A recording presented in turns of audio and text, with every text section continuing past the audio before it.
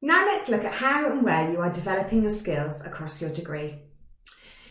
This session is focused on the skills you are developing on your degree study. So that's why we're going to focus on how you can think about degree study differently as a skills harvesting experience. This doesn't mean the whole experience shouldn't be reflected upon. It won't be news to you that employers consistently talk about the value of work experience and internships. This isn't just because they want to size you up, but they find people who have done internships and work experience are more self-aware and resilient. It is likely too that these experiences will help with other skills like career management and dealing with conflict. When we think of our skills development, there are a number of places that this is being developed. This, of course, hasn't just started because you're at university. Skills development might have been badges you earned at Brownies or Scouts, your first swimming badge, Mock United Nations, a prefect role, group work, or Duke of Edinburgh. Skills development, of course, is not always intended. We might not really realise everything that we're getting from an experience at the time. That's quite different from purposeful skills development, like learning a new language or coding. It is quite usual that you might sit back and think, what am I actually learning at university? On screen, you can see that there's 4 key areas where you might be developing your skills across your university experience. We're going to focus here on your degree study, which I've highlighted 4 key areas that you're definitely going to be developing: critical thinking, debate, reading, and experimentation. Let's look at this in more detail. For example, I've chosen the English Tripos here. It goes without saying that the one thing that brings together all graduates is that they have a degree. So how you talk about your degree and convince an employer that you've developed skills is your responsibility. And you can see on screen that I'm highlighting a number of different ways that show you're developing skills just from a basic undertaking by reviewing what you're being taught. This is independent guided research, working with autonomy. You may also be thinking about self-directed study and what that means for planning your own work, as well as having original and unique approaches of your own. These are things that are very important to an employer if you're going to be taking on projects, as is asking your own questions. And of course, individual study, seminars and small group work where you might be debating or talking in supervisions is really important, particularly if you're going to be discussing your ideas with a supervisor. It is actually a skill in itself to be able to speak persuasively about your degree experience. Someone outside your degree, even someone else at Cambridge, can't specifically know what you've been doing to develop your skills. If you're really stuck, revisiting your module aims and your course outcomes can really help. Here we can see on this course page, as I've just shown you, that there are some indications of how you'll develop through your study via how you're taught and how you teach yourself. And that's just the start. Let's also look next at how you're taught. We can see through the teaching methods that I'm highlighting on screen that you're developing a range of skills from your study. Think just how valuable it is to be able to talk to an employer about the fact that you've put an argument forward to an expert as a beginner to discuss your perspective. What if you had to be in a meeting with someone more senior or experienced? Well, your supervisions, where you may be talking to somebody who's published a book on about John Milton, is good practice for that. And if you're writing an essay each time, this is on the same lines of having to prepare your notes for a discussion with a meeting, is it not? So let's too look at non-compulsory lectures. If you're using your own initiative to shape your learning, then that shows good learning agility. If you're purposefully looking at ways to take multiple perspectives and to look at the context of your research to make decisions, well, that's commercial awareness. If you're on a seminar group and discuss and debate perspectives and give a presentation on your viewpoint, then it is preparing you for pitching, client presentations, teaching, and much more. If you are simply asking and giving your view, that is listening and negotiation. Of course, you are not becoming an expert in these skills all the time, but you are using them, and the more you do, the more you're practicing and building your confidence.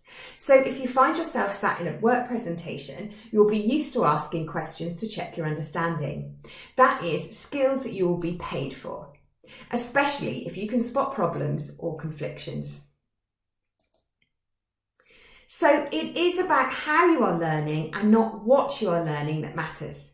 Put simply then, your degree subject is less important in skills development than how you're learning. This is applicable even to the most technical and industry-specific skills.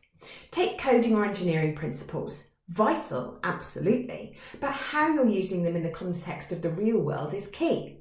The answer will most certainly be yes, but can you apply these to real-world problems and projects that you have to work to time pressure and take into account the perspective of your clients, or when you get conflicting deadlines? And that's why that industry project or year abroad can be really, really useful. In this diagram, we see just how many skills you are actively developing across your degree. Some will be more relevant than new to others, but hopefully this will help you to reflect. In practice, something as basic as sitting multiple exams and managing deadlines is attractive to an employer.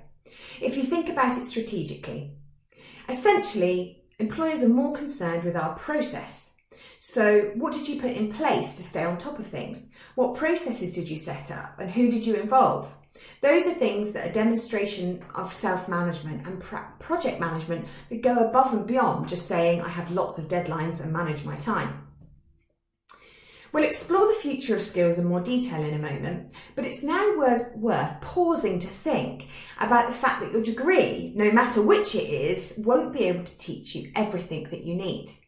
In fact, the key thing is to think about what your degree is doing well and where you might need to top that up. Here on screen you can see that I'm sharing some results from McKinsey's survey for their Future of Skills Development. They surveyed 18,000 people in 15 countries, and they found that participants, whilst having a university degree, had a higher average distinct element of talent, or what they call delta, proficiency scores than those without, suggesting, of course, as we would expect, perhaps, that participants with higher level of education are better prepared for changes in the workplace.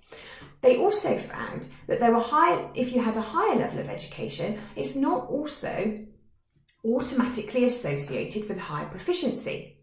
So educational level holds true for cognitive and digital categories, but what they found was that many within leadership and interpersonal categories, such as those you see on screen, like courage and empathy and resolving conflict, there wasn't actually that association. And in fact, as you can see, sometimes the correlation is negative, meaning actually more education and the higher education level you have was associated with a lower proficiency. You can see here, humility and inspiring trust are those that we've noted. So a question to ask yourself is, does higher education make us think a lot of ourselves, and how do we present that to others? It's also key to know that it's really common to not be able to develop everything through your study, and that going to find activities elsewhere will help you to do that. Now let's look at your extracurriculars and move away from the degree study.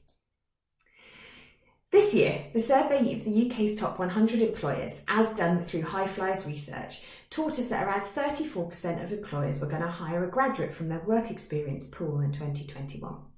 We also know that via the Institute of Student Employers, around 80% of employers agreed that graduates who completed an internship or placement were more skilled than those who had not. Now, let's then take a look at extracurriculars, including the experience that is important to employers.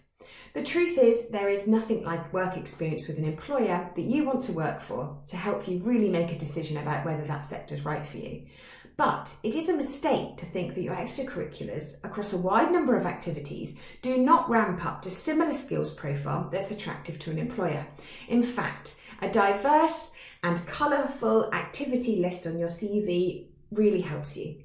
You can, in fact, and probably have been building your skills through other activities from your degree already. The key is to reflect upon them and think carefully about the activities you're taking a part in. Leading on or playing an active role in them, or are you just a passive bystander? It's really important that if you're doing project work or doing anything within a society role, that failure is key. Failure, as long as you come back and recover, the more that you can fail and recover, the more an employer will be able to see your resilience. So don't feel you have to be perfect all the time. It actually might do you a favour. The way that you choose and manage your other activities also show career management because you're creating your own development. And again, you can see I've placed these into 4 categories so you can think about where you're already developing your skills. Next, we're going to move on to managing your skills development and thinking about how you can identify any of those gaps.